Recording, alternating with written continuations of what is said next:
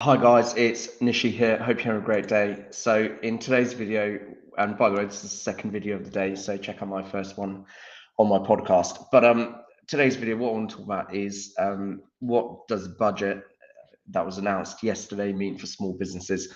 So if you were watching, or maybe you weren't, but the new Chancellor, Jeremy Hunt, he announced a whole new budget, and it was a lot of it was to do with increasing taxes and cutting spending. So the budget it was actually it was a large budget. It impacted so many different parts of our society, but part because of that, that's why it's so hard for a lot of people to actually follow and understand. So what I want to do in this video is just talk about how it's relevant to small businesses. So there's a few things that are really going on here, and I won't go into minute detail, but I think the biggest one that I've noticed, that, which I think will impact our clients and small business owners, is they've reduced the amount of R&D tax relief available to small businesses. So before, if you spent £1 on research and development, I believe the government would give you back about 46p.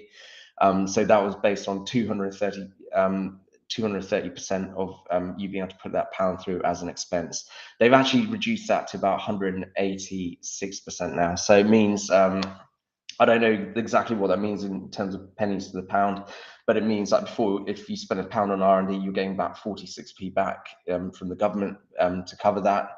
Now it's probably going to be more like 37p, something along those lines. But also, one other thing they've done is they've made it a lot harder for loss-making businesses to claim R&D, because the tax credits that they're providing have reduced a lot. So yeah, R&D tax credits for small businesses, those changes are not great. One thing they also mentioned was they're going to be trying to recover, I think, about 2.4 or 2.2 billion pounds in tax that's lost through avoidance and evasion.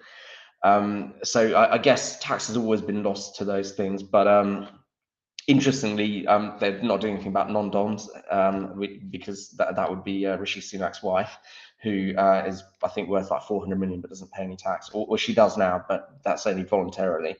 But the point being, though, is there's going to be a lot more inquiries. Hopefully, HMRC will target the right people for those inquiries, but if they don't, it could make a lot of noise and chaos. I believe they're getting like an £88 million fund or something to actually spend on more inquiries to raise more tax.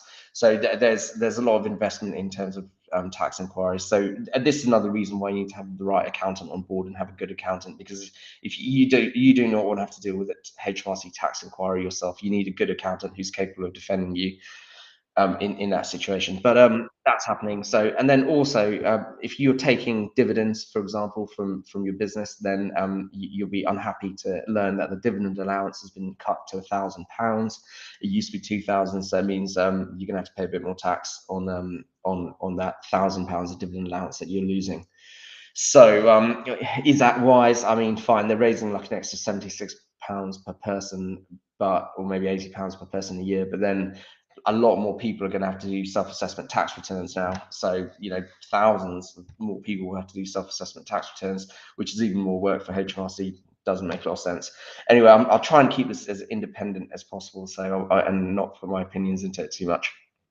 Okay, employers' national insurance the threshold for when you start paying employers' national insurance, that's frozen. So what does that mean? And actually, quite a lot of other things have been frozen. So I know everyone's talking about the